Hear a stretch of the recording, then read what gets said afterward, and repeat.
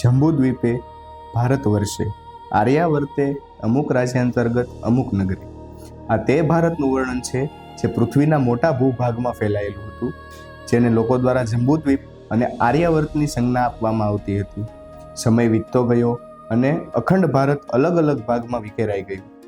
આ વિશાળ ભૂભાગથી અલગ થયેલ દેશોની સંખ્યા લગભગ 24 જેટલી છે. અત્યારે આપણે જે ભારતને ઓળખીએ છીએ તે હિન્દુસ્તાન છે.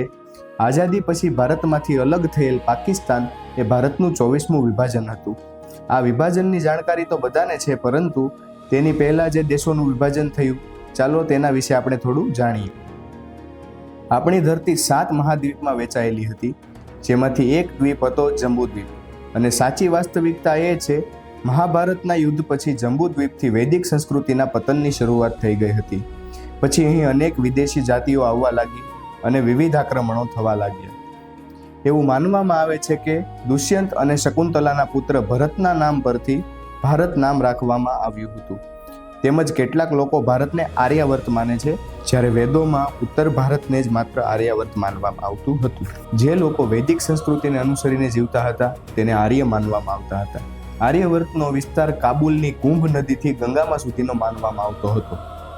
અખંડ ભારતમાં અફઘાનિસ્તાન, ઈરાન, પાકિસ્તાન, તિબ્બત, ભૂટાન, મ્યાનમાર, બાંગ્લાદેશ, શ્રીલંકા અને નેપાળ સિવાય ભારતનું સામ્રાજ્ય વર્તમાનના Malaysia, Philippines, Thailand, Vietnam, Singapore અને કંબોડિયા સુધી હતા. અને સમય સાથે આ બધા દેશો ભારતથી અલગ થતા ગયા. આ વાતનું પ્રમાણ તે પરથી મળે છે કે આપણે ભૂતકાળમાં ક્યારેય પાકિસ્તાન, તિબ્બત કે નેપાળ પર આક્રમણ થયું હોય તેવું સાંભળ્યું નથી, કારણ કે આ દેશ ક્યારેય અસ્તિત્વમાં હતા જ નહીં. ગુપ્ત વંશના અંત પછી અખંડ ભારતના વિભાજનની શરૂઆત થઈ.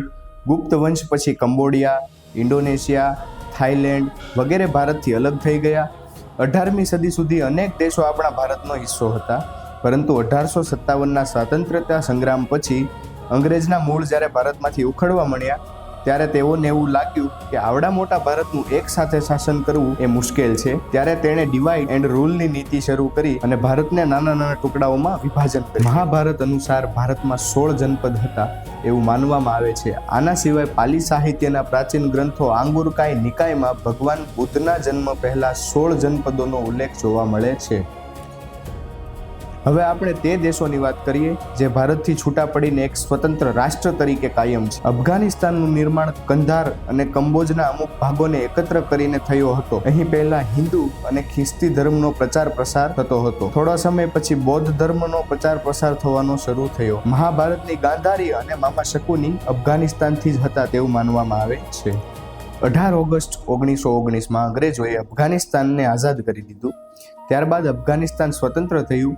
ભારતના 16 જનપદોમાં નેપાળનો પણ કેટલોક ભાગ સામેલ હતો. 18 ઓગસ્ટ 1919માં અંગ્રેજોએ અફઘાનિસ્તાનને આઝાદ કરી દીધું. ત્યારબાદ અફઘાનિસ્તાન સ્વતંત્ર થયું. ભારતના 16 જનપદોમાં નેપાળનો પણ કેટલોક ભાગ સામેલ હતો. નેપાળમાં આર્ય સંસ્કૃતિનું મૂળ કેન્દ્ર હતું. માતા સીતાનું મૂળ જન્મસ્થાન મિથિલા અને ભગવાન બુદ્ધનું જન્મસ્થાન લુંબિની પણ અહીં જ સ્થિત છે. નેપાળને પહેલા દેવધરના નામથી ઓળખવામાં આવતું હતું. 1923ની સંધિ પછી ભારતથી નેપાળ અલગ થયું અને એક સ્વતંત્ર રાષ્ટ્ર બન્યું. ભૂટાન એ ભારતનું અભિન્ન અંગ હતું. ત્યાં આજે વૈદિક અને બૌદ્ધિક ધર્મના લોકો નિવાસ કરે છે. ભારતની સ્વતંત્રતા બાદ 1950માં ભૂટાન ભારતથી સંપૂર્ણપણે અલગ થઈ ગયું. પહેલા તિબ્બત હિન્દુ સંસ્કૃતિનું કેન્દ્ર હતું. હિન્દુ ધર્મ પછી અહીં બૌદ્ધ ધર્મનો પ્રચાર પ્રસાર થયો અને તિબ્બતને 2 ભાગોમાં વહેંચવાનો ફેસલો 1913-14માં સિમલા આયોજિત બેઠકમાં લેવામાં આવ્યો હતો. આ બેઠકમાં ચીન, ભારત અને તિબ્બતના પ્રતિનિધિઓએ ભાગ લીધો હતો. આ ફેસલા પછી તિબ્બતને 2 ભાગોમાં વહેંચવામાં આવ્યું. પહેલા ઈરાનનું મૂળ નામ આર્યન હતું એવું કહેવામાં આવે છે. આર્યો અહીં નિવાસ કરતા હતા. 7મી સદી પછી ઈરાન પર પાડોશી દેશોએ આક્રમણ કર્યું અને પોતાના અંતર્ગત લઈ લીધું.